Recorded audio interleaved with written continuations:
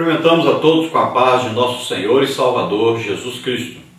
Estamos iniciando mais um programa EBD na TV. Nós estamos aí durante este segundo trimestre de 2013 estudando nas revistas da CPAD o tema A Família Cristã no Século XXI, protegendo o seu lar dos ataques do inimigo.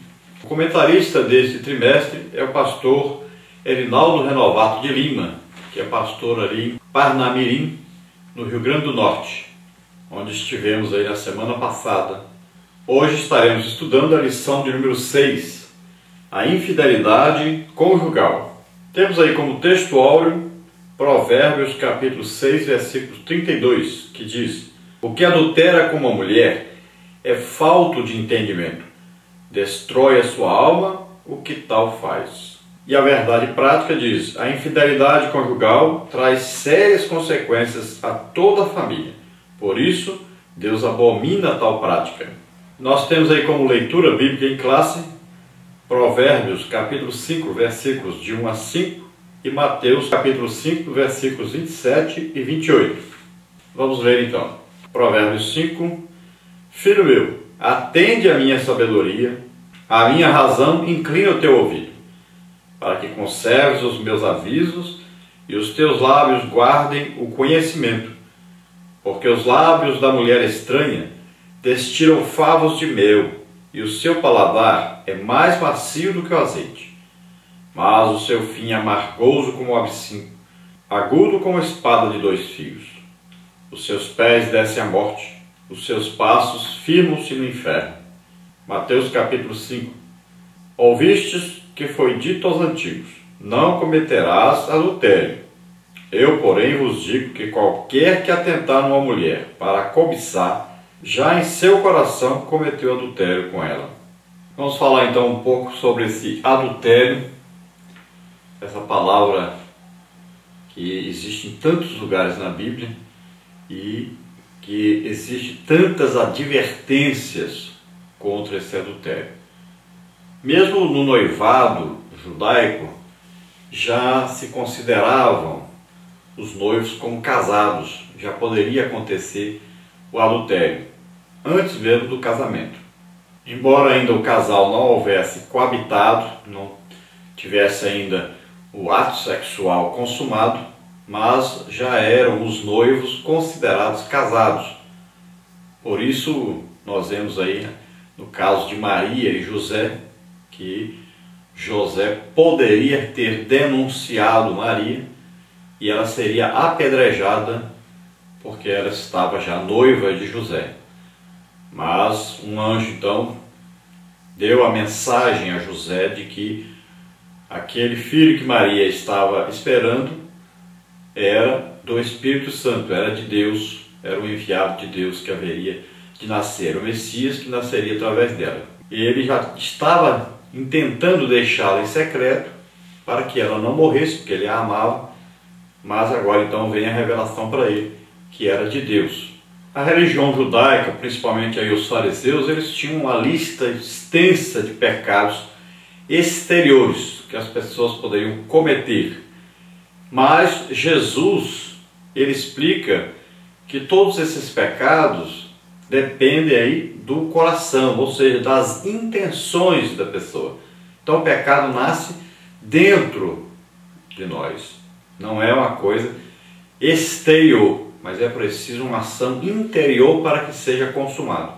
Então o mais importante é o interior. Então assim como a ira sem motivo é pecado, assim também a lascívia é o que leva ao pecado de adultério. Então nasce no coração do homem, o pecado já nasce. Então Jesus explica que já o olhar com o desejo de adulterar já é adultério, porque nasceu no coração já o desejo. Deveria haver apenas o olhar, mas não o consumar no pensamento. Então é o caso de Davi.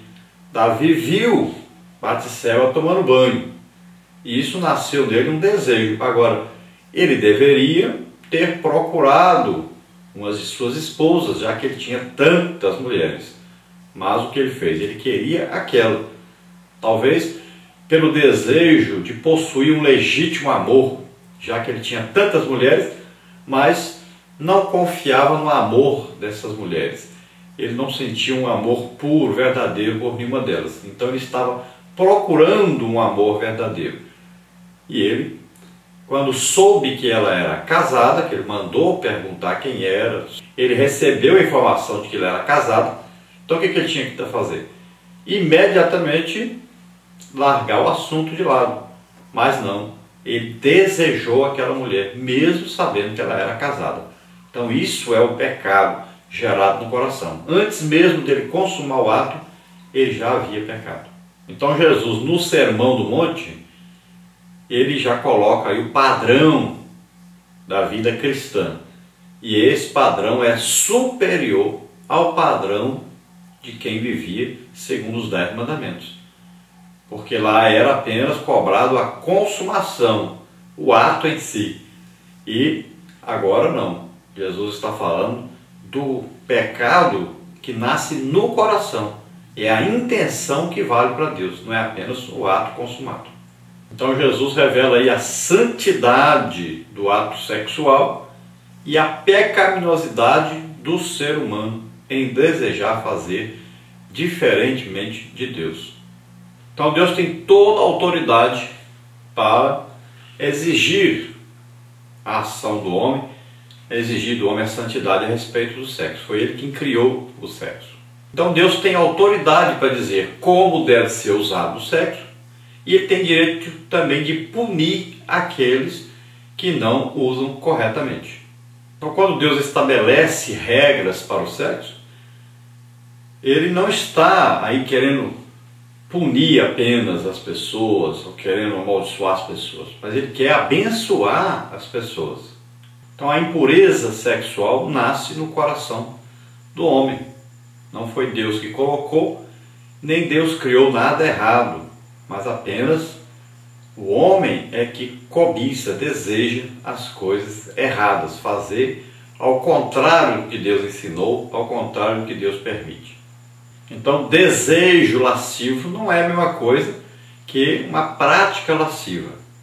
Mas Jesus está dizendo que a pessoa que para o seu pensamento em cometer adultério, então ele já comete o adultério no coração, porque ele segurou esse pensamento e insistiu nesse pensamento. Então o desejo e a prática não são a mesma coisa, mas espiritualmente são. Porque o desejo mantido no pensamento leva ao pecado. Então, antes mesmo de ser consumado, já no coração foi consumado. Então, o olhar que Jesus condena, aquele olhar que Jesus disse que leva ao inferno o homem, que é melhor arrancar o olho do que ir para o inferno com os 2 olhos, então ele está falando que aquele olhar não é um olhar de relance, não é de repente você vê uma pessoa nua ou uma pessoa passando e você sentir desejo. Esse não é o pecado. O pecado é você parar o pensamento, parar o seu olho naquilo que vai levar você ao pecado. Então é a insistência no pensamento, no desejo. E isso é que vai levar o homem a consumar o pecado. Então, antes mesmo dele consumar, já é pecado. Por isso a pornografia é pecado. Porque a pessoa olha aquilo ali com a intenção de consumar o ato sexual. Então olha com o desejo e ele insiste nesse desejo. Então a pornografia é pecado por causa disso. Então aí é um ato planejado. O pensamento já planeja o ato sexual com aquela pessoa que está sendo vista. Então como vencer essas tentações? Só tem um jeito, é purificando os desejos do nosso coração. Então, como vencer essas tentações? Então, pela purificação do nosso coração, dos nossos desejos. É controlar os nossos desejos. Então, é retirar o olho. Olhe para o outro lado. Então, Jesus disse, retira o olho. que Jesus disse? É melhor arrancar o olho e ir para o céu com um olho só, do que ir para o inferno com os dois olhos. Arrancar não significa tirar o olho, mas é você controlar o seu pensamento, é tirar o olho, tirar o rosto do que você está olhando. Você está olhando fixamente para uma coisa que vai fazer você cometer o pecado? Então, você pode até pegar a sua mão, colocar assim e dar um tapa na cara, vira para o outro lado, pronto. Isso é arrancar o olho, é tirar a intenção, é tirar o olhar fixo daquilo que vai levar você ao pecado. É só olhar para o outro lado.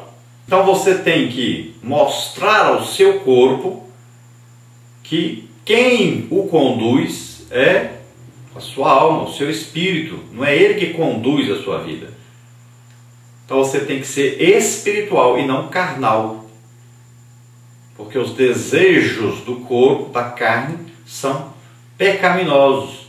Agora, nossa alma é edificada na palavra de Deus, nosso espírito, que foi recriado, nasceu de novo, está unido a Deus, agora são suficientemente fortes para conduzir esse corpo, para obrigar esse corpo a ser santo, para obrigar esse corpo a viver de maneira que agrade a Deus.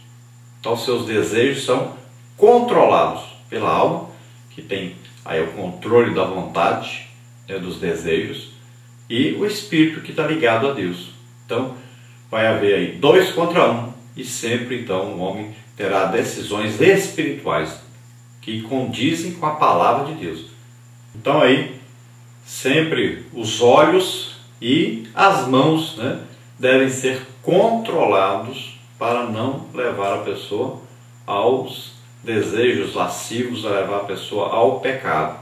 Então aí vai a masturbação, que é o desejo da masturbação, é o desejo do adultério, e isso leva o homem ao pecado.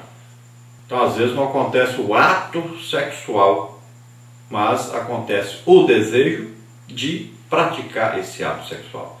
Ou então acontece aí a masturbação, que já é uma consumação não corporalmente, de pessoa com a outra pessoa, mas no pensamento, na intenção. E existe aí um ato de masturbar-se pensando no adultério. Então é adultério do mesmo jeito. Então Jesus está dizendo para nós, trate o pecado de maneira imediata, decisiva.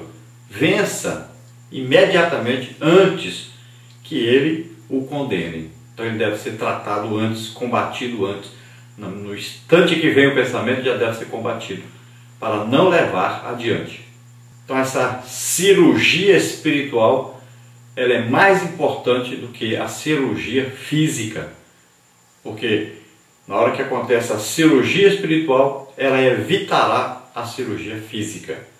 Então depois que o homem se converte, ele é convencido pela palavra de Deus e pelo Espírito Santo a mudar então a sua fonte, a sua linha de pensamento.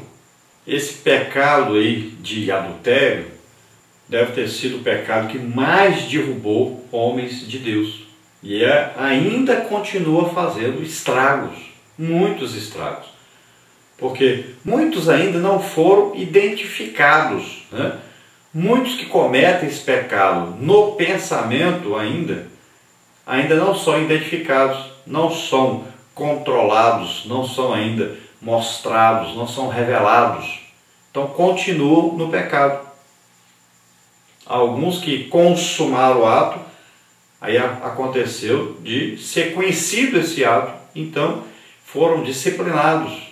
Agora, e os que praticam e nunca foram descobertos, nunca foram aí disciplinados? Então continuam nesse pecado. E existem milhões de crentes cristãos, muitos até na liderança da igreja, e que praticam esse pecado diariamente. Então os pensamentos devem ser controlados. A Bíblia diz levar cativo o pensamento, preso o pensamento à palavra de Deus. Quando você vai fazer alguma coisa, pensar em fazer alguma coisa, você deve lembrar-se da palavra de Deus e dizer: isso é pecado, não posso pensar nisso, e combater imediatamente esse pecado.